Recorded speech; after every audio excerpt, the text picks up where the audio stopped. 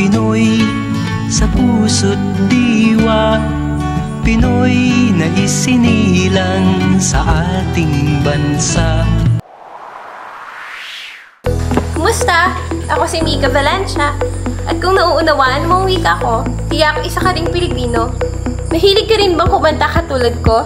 Tila kakambal na ng buhay ng mga Pilipino ang mga awitin, sapagkat mula pa lang noong unang panahon, mahilig na talaga ang mga Pilipino sa pag-awit.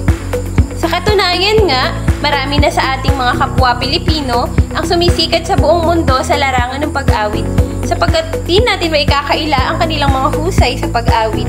Naikwento na ba sa'yo ng iyong ina na nung ikaw ay nasa sinapupunan pa lamang niya, madalas siyang nagpapatugtog ng mga awitin? O di kaya siya ang umaawit para iyong marinig?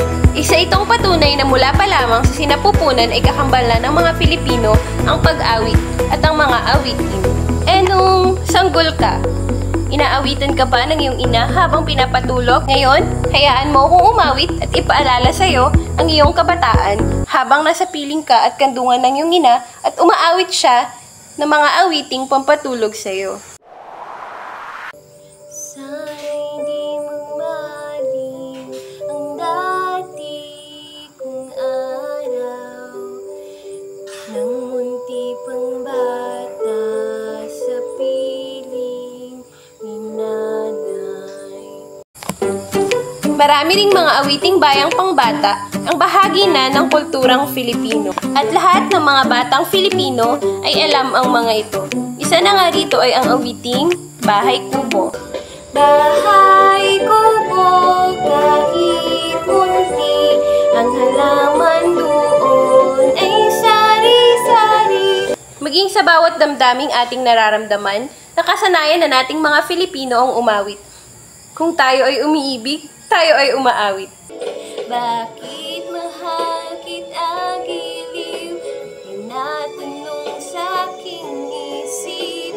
Kapag ika'y nasa tabi, hindi na ako mapakali. Sa tuwing nakakaramdam tayo ng sakit, dulot ng nabigong pag-ibig, ang ginagawa ng mga Pilipino, umaawit.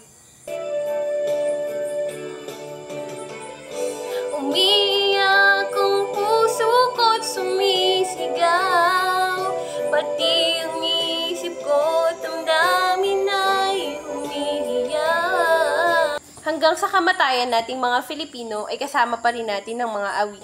Hiram sa Diyos ang ating buhay, pagkat ito'y tanging handog lamang.